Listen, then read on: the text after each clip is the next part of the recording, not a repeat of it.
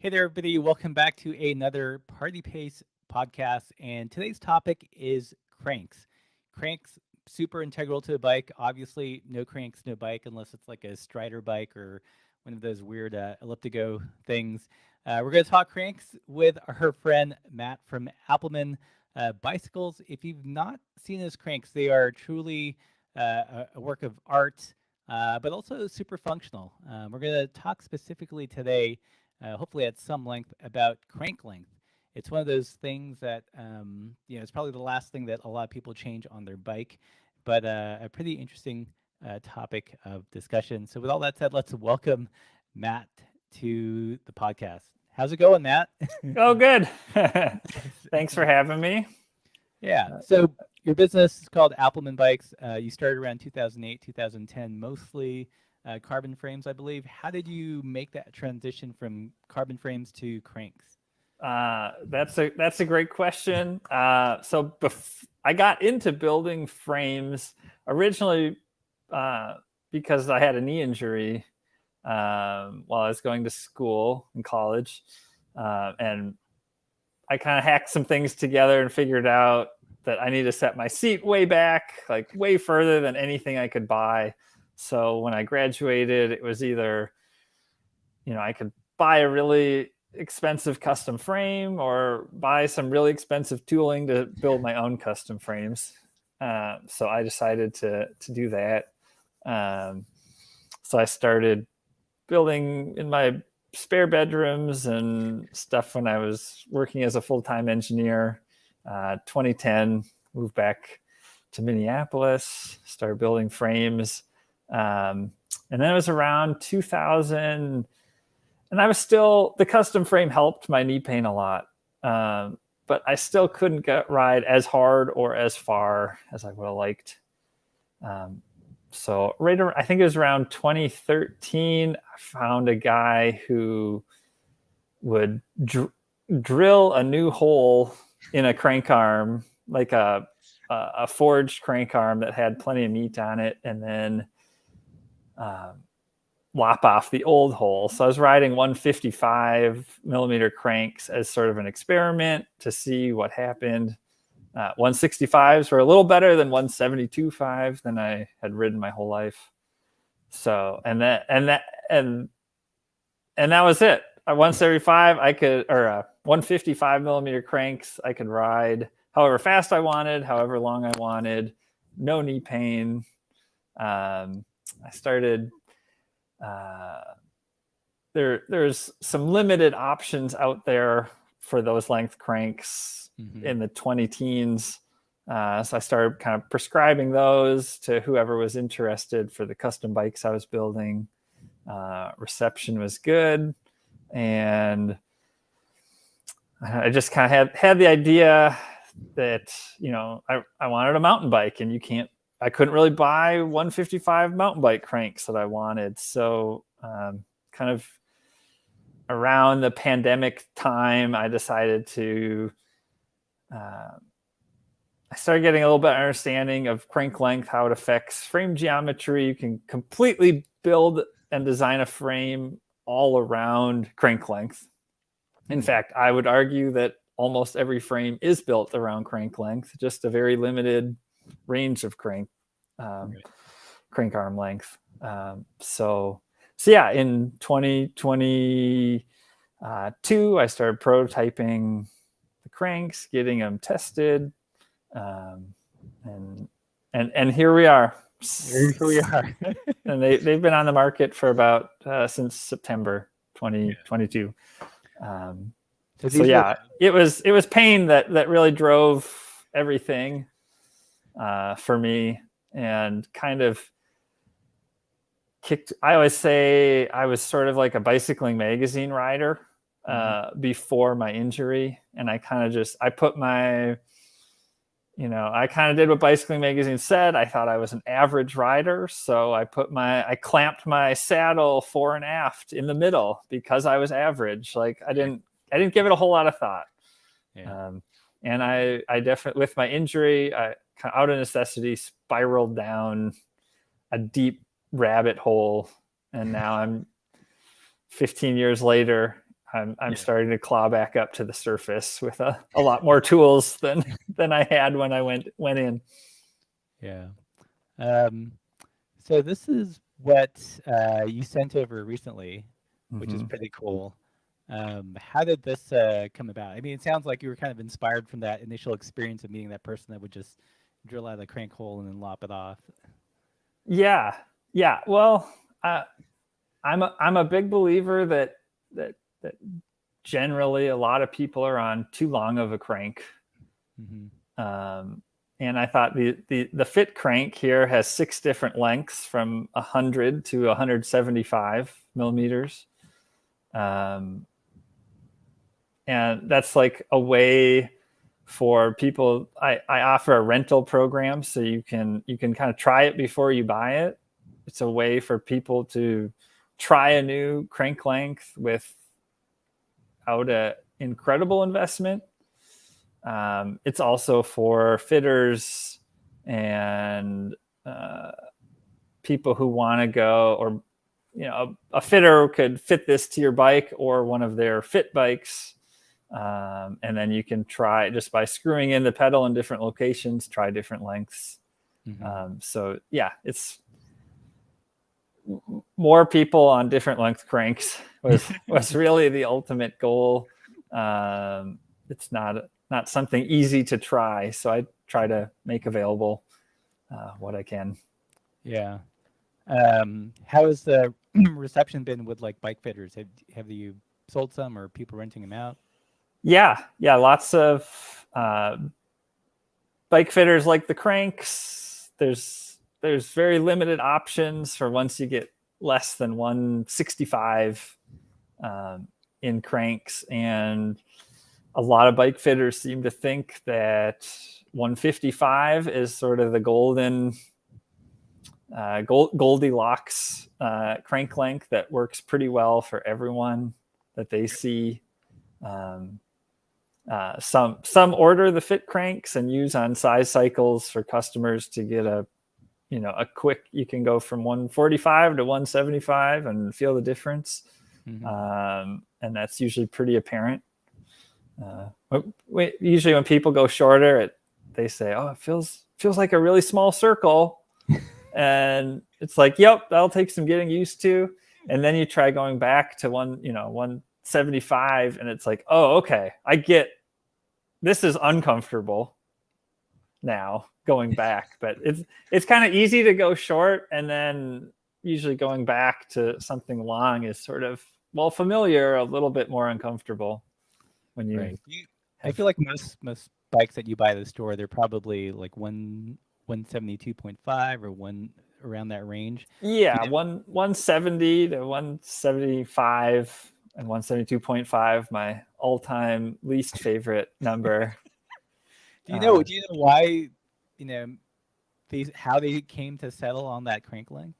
I'm no historian, but from what I've kind of pieced together, I would imagine that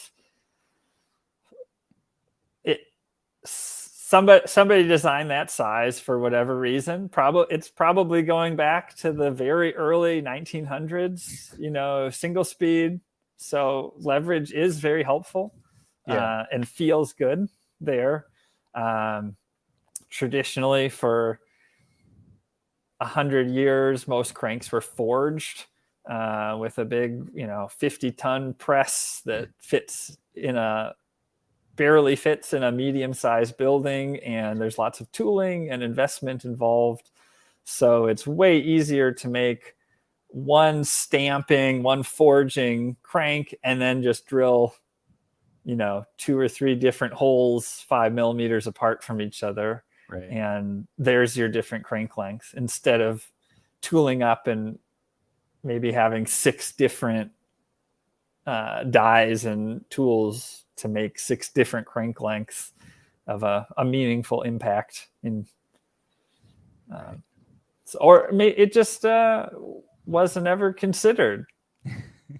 And there's been no demand from a rider for anything different. So why change if we don't have to? Right. Could have been the historical mentality. I feel like I have a tinfoil hat theory about wheels and tires, and that 700C is favored typically because most of the people that design bikes are really tall. I you I know, and I like their medium is like it's meant for like a tall dude or a tall. Yeah, and I think that is definitely crank length is probably victim to that as well. I think people want to peg me as like, you're a short crank guy. It's like I just want cranks that fit. I don't really care what the number is as long as it works for you. And if you're maybe 6 foot plus, like 175s, that's a great length. 165, that's a great length. But if you're 5'2", like that's not a great length, and you're on the same, maybe you're on 165s. Extra small bikes now, some of them come with 165, and that's better than 175 or 170, but it's nowhere near, if you look at any sort of proportion to the leg or body or height, they're relatively much longer for a short person than your average 6 foot white European male. So I guess at what point, besides knee pain, should people start considering that maybe they should look at getting shorter cranks? Is there like a breaking point in terms of height or leg length? Yeah, I the most basic, easy to use recommendation that I make is 20% of your inseam.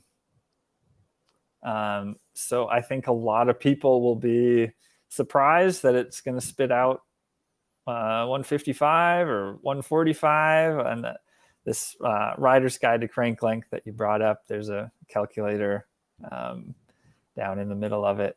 And you can kind of slide around and see. But yeah, 20% of inseam is it's not the best way to determine crank length, but it's a good indicator, better than just whatever came on your bike. Right. So people can not only have knee pain, you can have hip pain, lower back pain is a pretty common thing from cranks that are too long. You're essentially shifting, lifting, rotating your pelvis around to get up over the top of the pedals every time, and your lower back's just going back and forth, and it isn't going to like that in such a repetitive motion like riding a bike. Right. So I kind of paused on this animated Yeah. here. So what's going on in this animation? So it looks like as the crank length gets shorter, like the seat naturally goes up, but what else is going on? Yeah. So as the only hard and fast rule of changing crank length is you also need to raise your saddle a similar amount. Okay. You want to maintain, assuming you have the right saddle height at right now, you need to maintain that leg extension, how straight your leg is at the bottom of the pedal stroke. But all of the magic with changing crank length happens at the top of the pedal stroke. So what you can see in that image is as the cranks get shorter, the angle between your torso and your thigh opens up. So your leg is essentially going to be hitting your stomach or your belly less. You'll be able to breathe easier, more comfortably. And then, there's another animated thing like this where it shows that the knee angle, and your knee angle is also straightening out. There we go. Yeah. As you're changing that crank length at the top of the pedal stroke again, that's where all the magic happens. So I guess where should people measure? So let's say I've got 170 millimeter cranks now. Should I measure from the crank hole at the top of the stroke to the top of the saddle and adjust, or from Yeah, that's a good question. So you'd want to put your pedal at the bottom of the pedal stroke to measure your seat height. I would say roughly in line with the seat tube, kind of like it is pictured here from what we see. So measure to the center of the pedal hole at the bottom up to your seat, your saddle, and that's your real saddle height. Okay. And if you shorten your cranks 10 millimeters, you're probably going to end up moving your saddle 8 to 10 millimeters up. Okay. As the seat goes up, it might move. It moves back as well. So there, but generally, whatever change you're making crank length, that's what you want to raise your saddle. Okay. Some people like to move it up and back. And there's less of a hard and fast rule I can't say every up 7 and back 3. Every bike and every person's going to be a little bit different, but yeah, you could move it back 5 millimeters and up a few, and you're going to have to feel it, right? And try to match what is comfortable. I think generally a lot of people are on too high of a saddle. I think, the higher we go, the more it'll actually feel like a shorter crank. So people are not only setting their leg extension at the bottom of the pedal stroke, but also they might be feeling that instability at the top of the pedal stroke, and raising your saddle will help with that, even though it kind of messes up other stuff. But in talking to fitters, the number one thing I hear is stability. So if your cranks are too long, your hips aren't stable when you're sitting on the saddle, and you're either going to be reaching down because your saddle's too high, or you're going to be trying to get up and over, wiggling around, and you often can't perceive that. So if you have a friend take a video of you riding the trainer or behind you riding your bike, and you might see that you're you look like you're putting out 1,000 watts, but you're really just rolling down the sidewalk. Yeah, no, that's totally me. Every time I've had a bike fit, it's like it's been hard for the fitter to get rid of, like I'm too dancey in the saddle, and yeah. If you're riding buddies, oh yeah, you're all over the bike. Well, that might be an indication that your cranks are too long, and they're actually shoving you around. Right. It's coming up too high, moving you.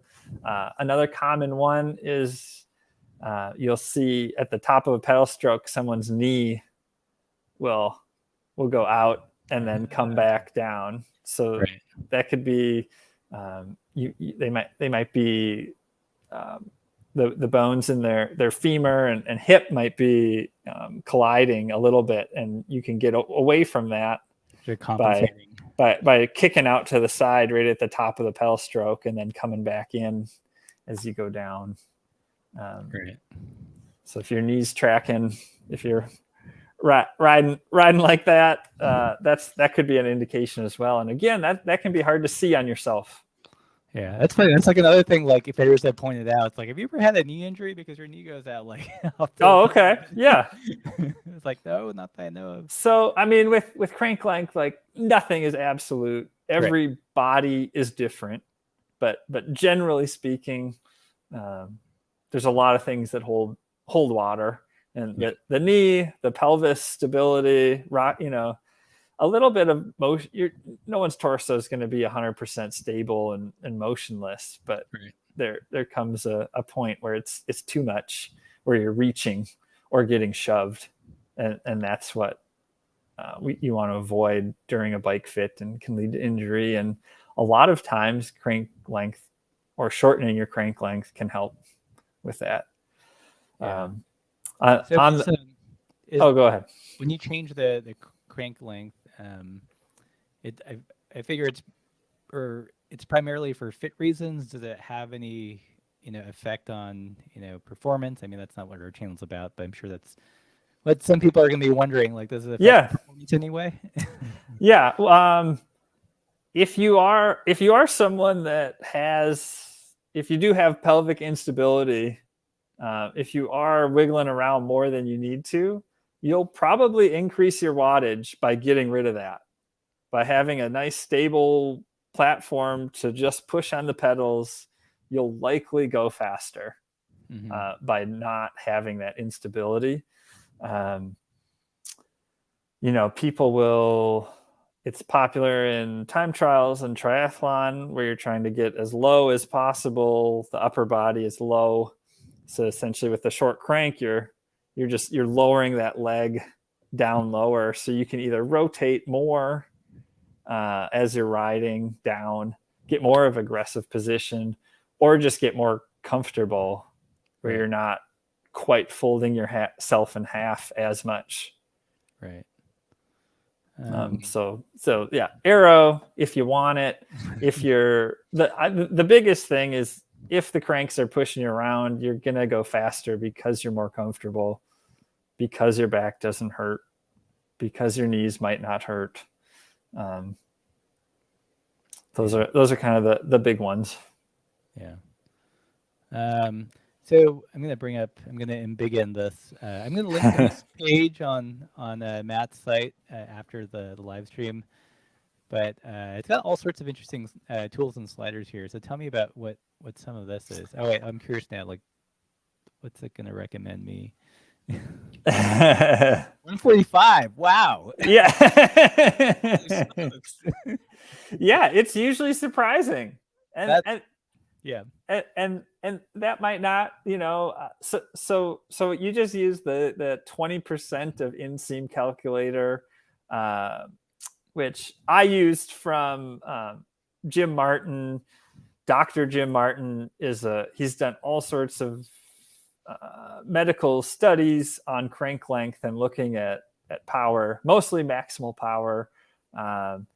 He's been doing it for 20 years or so and is generally thought of as a respectable go-to study for many people who want to learn more about crank length and how it affects. So he found that actually 145 created the most amount of maximal power. So in his findings, he found that 20% of inseam was the produced maximum power. As well as I have the calculator for 41% of tibia length. Okay. So that's your shin length. So how does that measure? That's center of the ankle bone to center of the knee joint. Yeah. So if you kind of cross your leg over on top of the other one, you're gonna measure from your really sticky outy bony ankle up into the middle, kind of where your lower leg transitions into your upper leg. There's kind of a divot where the bones come together and there's cartilage. So you'd measure there.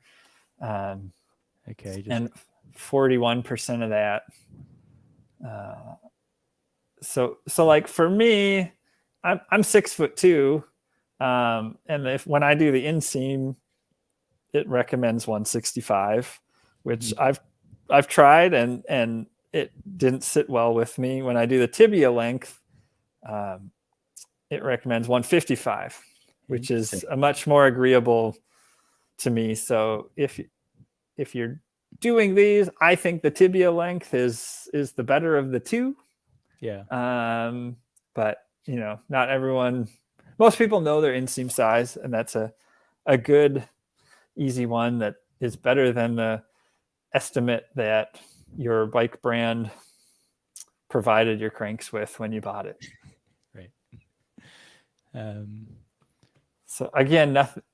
Personally, I prefer 145 millimeter cranks. So I rode 155s for 8 years. And then when I started this 2XR crankset project, I thought I might as well just try shorter just because I can now and I have them. And my first ride was like, wow, I don't need this to manage pain, but it just feels more comfortable. And I just like it.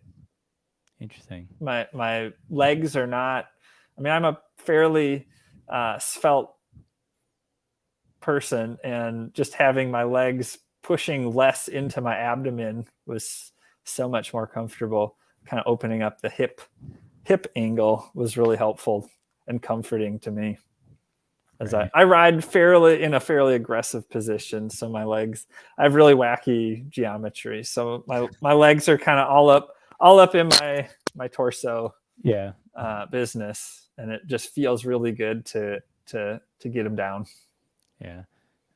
So looking at the comments here, there's a little bit of discussion about cadence. Does cadence get affected by crank length? You'd mentioned leverage. Yeah, absolutely. If you want it to, Okay. naturally, as you shorten a crank, cadence will increase. A lot of people seem to think that foot speed, which is just the actual speed your foot is traveling in a circle, is what your body wants to maintain. So if you're doing really big, if you're on long cranks, you're going fast, but your cadence, your RPM is going to be slower. But if you go into a little circle, you maintain that same speed. It's just your cadence is going to increase to make up for that. Is one argument. And then there's also, if you just look at the physics of it, of leverage, you have a longer lever, so you can push less force and ride at a slower cadence, versus a very short lever is a higher force, so you need to ride at a higher cadence to kind of maintain that. Let's say you're pushing down 50 pounds on the pedals. With a shorter crank, to maintain that same 50-pound force on the pedal, you're going to increase your cadence. Okay. Personally, I found that I haven't really.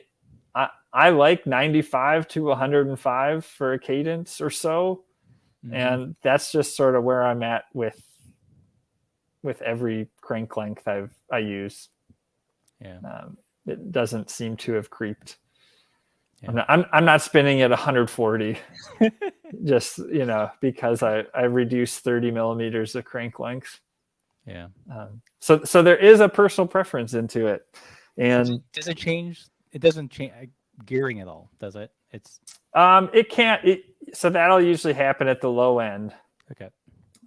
So if you're someone who's, when you climb, if you're always in your granny gear, the easiest gear, and you're on longer cranks, it's gonna feel worse when you switch to shorter cranks. You're gonna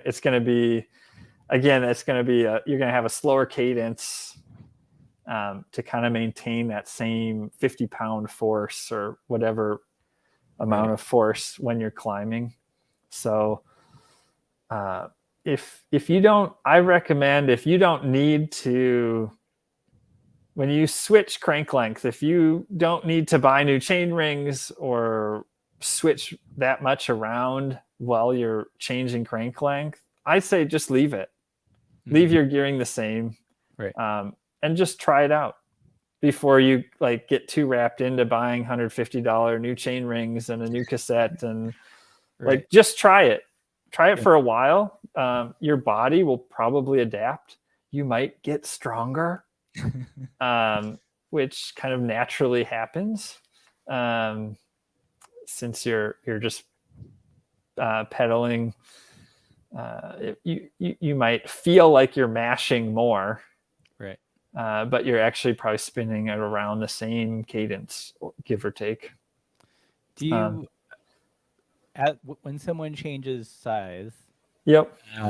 What's a good acclimation period to see if it works or not? Oh, that's another one where everybody is different. Okay. I've had riders in 5 minutes, they've completely are in love and will never want to ride anything again, never want to go back to anything else. It typically, and some people, it takes 3 months to really acclimate typically if you're riding, the more you ride, the longer it takes. Okay. Just because those, it's the way we pedal, it's all controlled by nerves and muscles, and the more you pedal, those deeper those connections get deeper and deeper and deeper, Right. ingrained in your brain and your body. So it's harder takes more time if you ride 20 hours a week to get used to a change than it does if you ride 2 days a week. Right. Gotcha. But yeah, so your mileage will vary. Okay. Cool. We've got about 75 people in the chat. If you guys have any questions for Matt, put those in the box and I'll pass them over. Yeah. So you sell a range of cranks from different lengths. Is there a size that you're selling more of? Yeah, the most popular is 155 for sure. And if I had all the power in the world and the whole world could only make one crank length across the board, 155 would be what I pick. Right. I think that fits the most people the best. It just sounds so like impossibly small, like given the landscape of what gets shipped with bikes. Yeah, I mean, I understand that, like that it is much smaller. If we look at, if you look at inseam lengths among average people or among most people, they vary. I think it's 25% or more. And if you look at 165 to 175, that's 6%. Mm-hmm. So it's like, stems vary a ton. Bike frames vary, sizes vary 25%. And the only really component on a bike that doesn't closely match like sizes of actual people is crank length. It's true. So yeah, we've been kind of, I don't want to sound all anti-establishment, but we've kind of been programmed to think that 2.5 millimeters is like a useful change, and 165 is only for if you're really short, right? And 175 or more is if you're really tall, and that scale is just so small that, I mean, yeah. I have, so here are 165 and 175 millimeter cranks. Right. Let's see. I'll do my best to line them up. So that's the difference. Yeah. On what is pretty commonly found in production. And then I won't show my 100. I don't want anyone to have a heart attack. But these are 135s. Okay. Versus 175. Yeah. And those are kind of the classic range that I sell. I do sell 100 millimeter. They're very short. They're not for everybody. It's not the new 172.5. Yeah. I sell these are mostly for people with severe leg length discrepancies, prosthetics, birth defects where they just have very limited range of motion. Right. But I like to help people, and I want to make that available to people. So let's talk about like leg length discrepancy first. At like what point, like, have you outfitted riders with different length cranks on the left and the right? Like, is that a thing? Yeah, that's something it's pretty easy for me to do, different left and right, since the crank set is so modular. Mm-hmm. Yeah, I've done 165 and 100, 165 and 135. People have all sorts of different reasons for it: surgery, mm-hmm. prosthetics, all those things.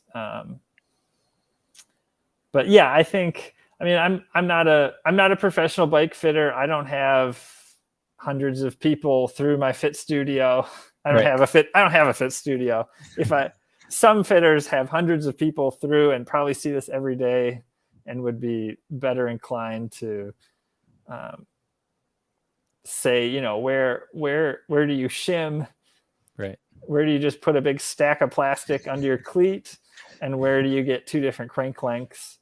I would guess that a few millimeters in leg length discrepancy is normal. Yeah. And everybody has it, and it's almost impossible to measure a few millimeters anyway. So probably once you start getting into the 10 millimeters or so, I would imagine it having an impact on your riding performance. Yeah. You'd mentioned this at the very beginning, but let's say we live in a fantasy world where bike frames were designed around different crank lengths. Like what dimensions would change, I guess? Yeah, so you can 100% design a bike around crank length. And I would argue that all bikes pretty much currently are. It's just a very small range. So the biggest thing as a frame builder would be bottom bracket drop. So you can see this is a great one.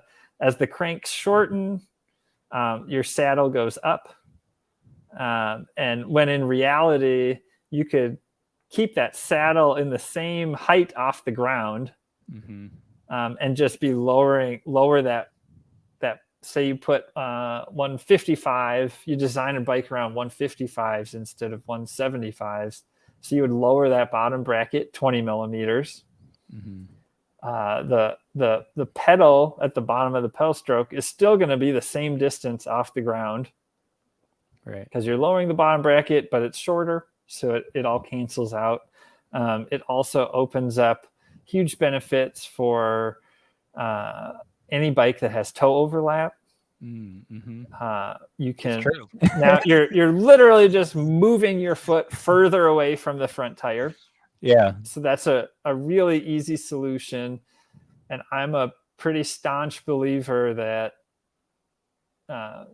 if you generally look at the extra small, the super short bikes where toe overlap is a concern, they jack the seat tube angle up really high, so more vertical. And that's when you do that, the whole front end of the bike also moves forward away from the bottom bracket, so you do get a little more toe clearance. And I think generally that's not helpful for fit.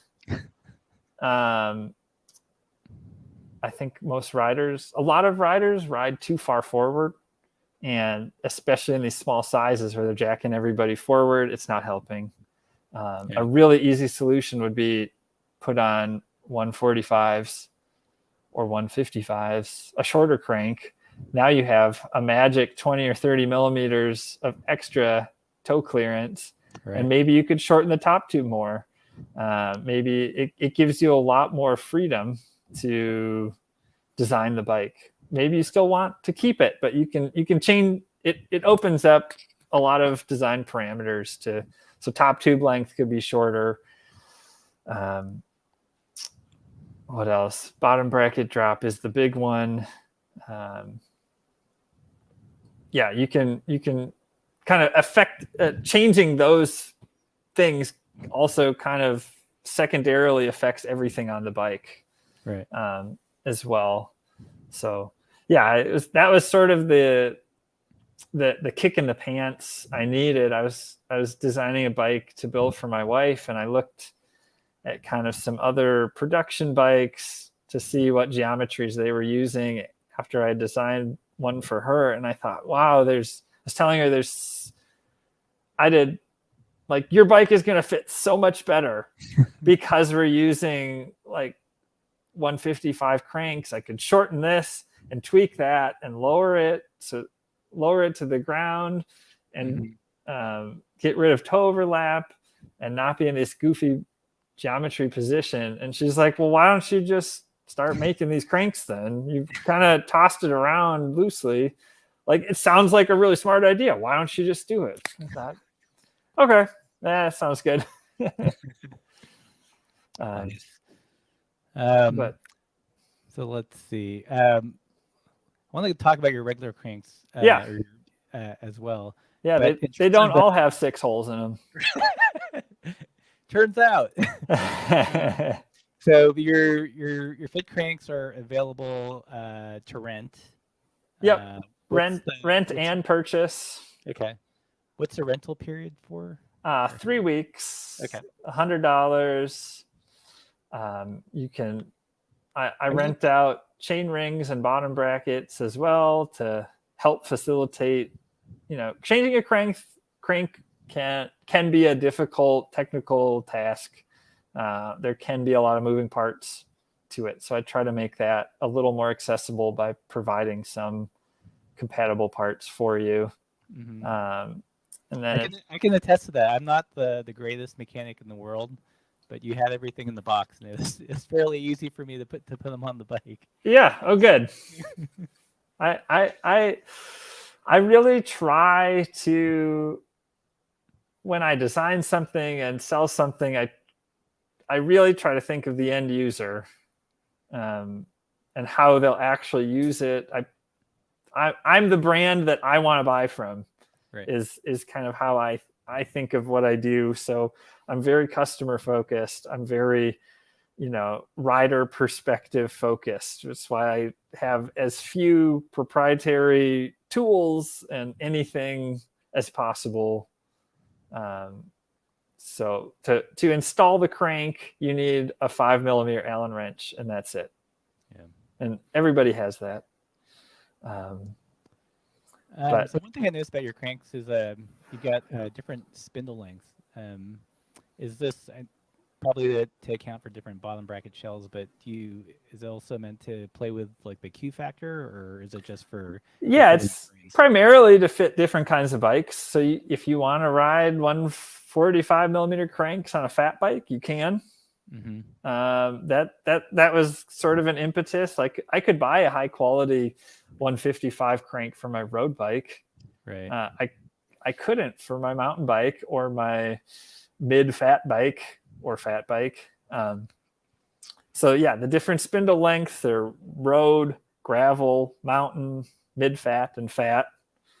And everything is modular, so you can swap parts between bikes easily.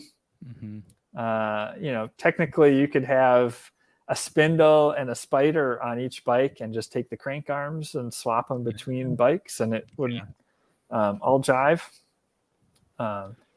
Modular and compatibility is my love language. Yes. I get pissed off by what I see other companies doing. They purposefully make things incompatible, which I just can't stand, and there's no reason for it other than to sell more stuff and keep you within their grasp. So the 2XR crank is my homage to that. Nice. So let's talk about let's switch gears. So 2X, you've talked about the fit crank. You've got these 2XR cranks. Aside from having pretty colors, like what else do they do? Aside from the colors, 6 different sizes and the different spindle widths, not too much more than that. They're fairly easy to install, as you noted. There's no proprietary parts. It's just a 5mm Allen wrench to tighten everything up. And then at the moment, I'm exclusively using spiders. So you have easily replaceable chain rings. And then you can also, if you're running one by, you can, depending on the spider and the spindle, to get your chain line, you can either mount that same chain ring on the inside or the outside of the spider tab. So just adding more versatility to the mix. It's all made in the USA, made in Minnesota. I work with a local machine shop about 8 miles away, who have been great. It's a bunch of cyclists who were super excited to see prints and parts that they recognize what they are. Right. When I started working with them, because they make a lot of doodads and they don't know what they're for or anything. So they're a great shop that supports me and I support them. It is important to me to have stuff made in the U.S. and especially locally is a nice touch. So we're not shipping it multiple times across the country. Right. So here's a quick question. Someone had asked, is it possible to retrofit a crank with a crank style power meter? That's a very, very common question. So every single pedal-based power meter is compatible with my cranks and every other crank. I don't have a spider-based power meter option, and probably won't. Never say never. There's so many options and so many chain rings. And I guess like with the stages, with like the strain gauge thing, would that work? That might. I'm not sure of their exact requirements. Stages, something like that could be a possibility. I would have to know, or I would have to contact them. And yeah, I do have some speed holes drilled in the back sides of the cranks, so I'm not sure. Yeah, that you can see them there. Some relief. So I'm not sure. It's not like a Shimano crank where it's hollow and smooth on the outside. If we could bond those strain gauges in those areas, it could work. Yeah. And then it's hard. Everyone wants to use a different power meter. Everyone has their brand preference. So things for someone, I am at a very small scale. So for me to make, get one brand of power meter, especially in like a mountain and a road configuration, would probably be a challenge, let alone I want SRM, I want Power 2 Max, I want stages. Right. It gets fairly muddied water for me. And most of those brands do offer, I think pedal-based power meters, they had a rough start.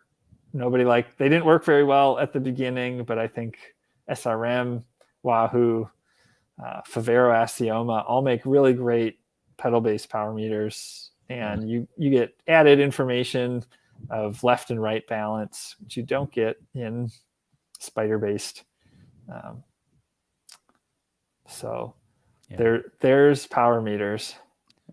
And again, I want versatility. So if you do have a pedal-based power meter, I'd be really happy if you use it on my crank, but you can also move it to any bike you want in the world pretty much and use that same power meter for every bike.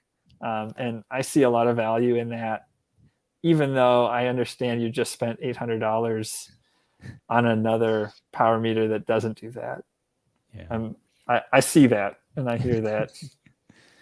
I wish there were, I wanted to do some, I don't produce a ton of power, but I think for YouTube, it would be fun to have like, something to measure against when I play with different components. And there's just, but I ride in flats, and there's like one company that makes a flat space power meter, and it's like $1,500. So yeah, we don't have that GCN money quite yet. Yeah. And I did, someone did send in some vector pedals, and I used a road to flat converter, and it felt like crap. So that didn't quite work out. Yeah, the converter is not going to be as good as a true flat. And it would be fun. I agree. I have used the Favero Asioma pedals and did do the illegal hack of you can convert those to an SPD style. Yeah. And found some interesting data based off of that, in that my power didn't change that much from 135 to 175. Interesting.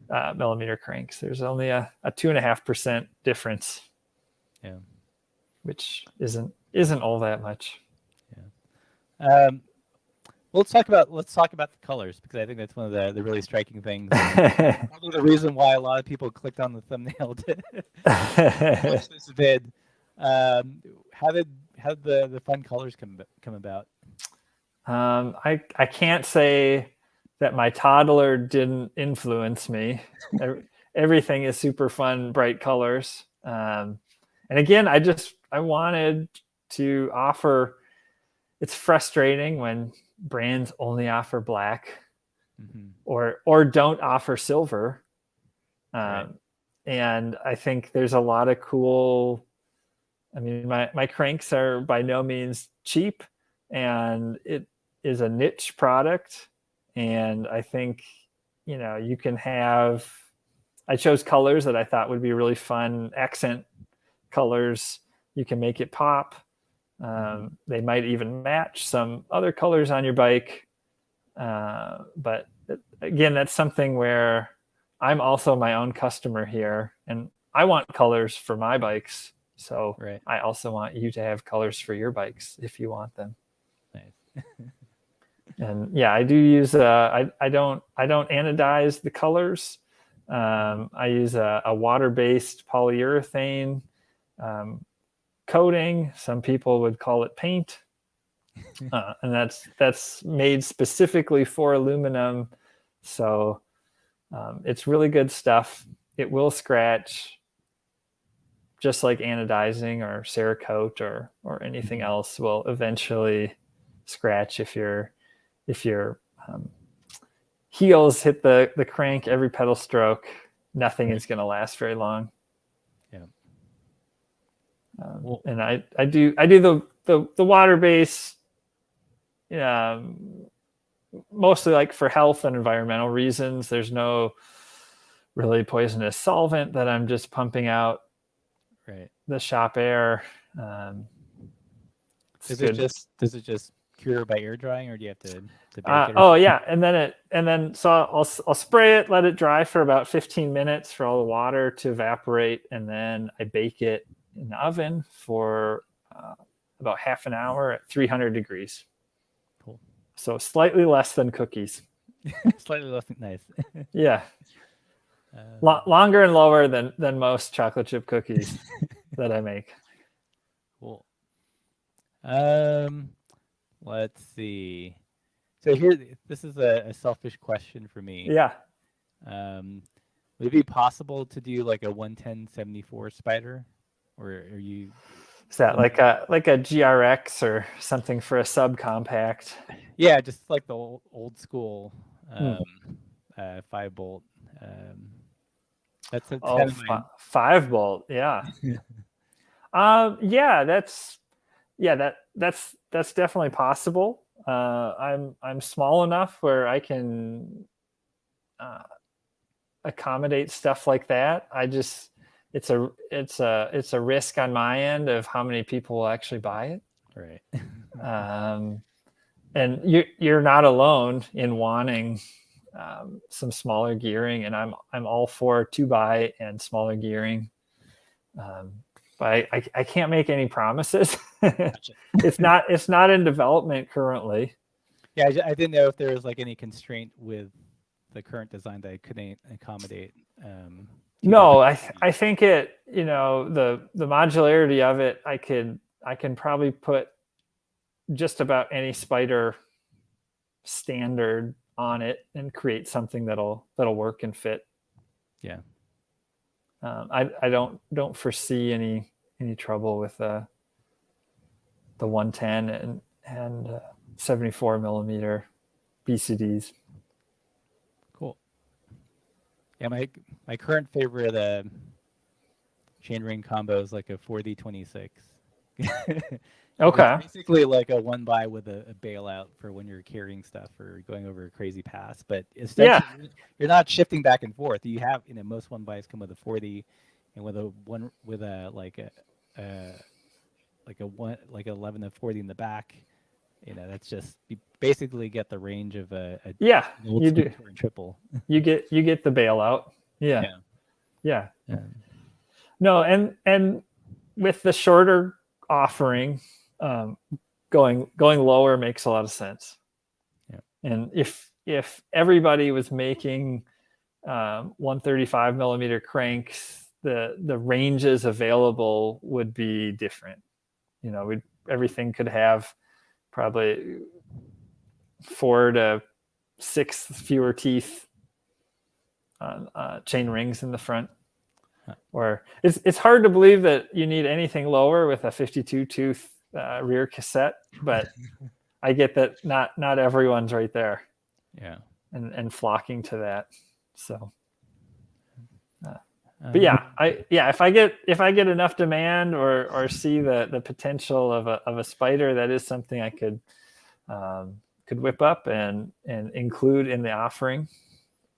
All right, we're gonna start a what's it called? Petition. A petition. Yeah. I don't know how many signatures I would need, but probably fewer than you think. But yeah, part of me, I like to try to keep a fairly tight. Right. I try to be as maximum versatility while also not having every product under the sun. Right. But something like that I try to be practical about it. I know. Like I like weird stuff. So. Yeah, me too. Like SRAM has 2 different BCD chain rings for their road groups. So when someone asks, "Can you make that?" I always ask, "Well, which one?" And it's like, okay, where I have to draw the line somewhere as like a business. Right. Personally, I want to offer everything all the time to everybody. Right. But I have limited resources and need to make finite decisions. Right. So it gets hard. Yeah. Well, cool. Well, on that note, I think I'm gonna take us home. Thanks, Matt, for your time. Super enlightening. Like I had no idea that 155 cranks are they're not just for like tiny people. Like there's a whole range. That's I think the average Joe should be on 155. And that's all I gotta say.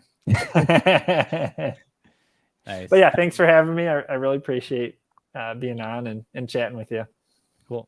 Well, everybody, hopefully you enjoyed this chat with Matt from Appleman Bicycles. I'm going to put a link to his crankset resource guide if you want to play with those sliders and figure out what your optimal crank length is according to the maths there. Could be a big surprise. Hopefully you guys enjoyed this podcast. Like, share, subscribe, all that good stuff. If you like this content, be sure to support the channel. You can join us on Patreon. I don't have any stickers to hawk at the moment, but we've got our Save the Front Derailleur stickers, our No Lycra, No Rules. Another thing is the Uno shifter that we've been working on with Mary Sales is live now. So if you go to somafab.com, you can buy it on the shop.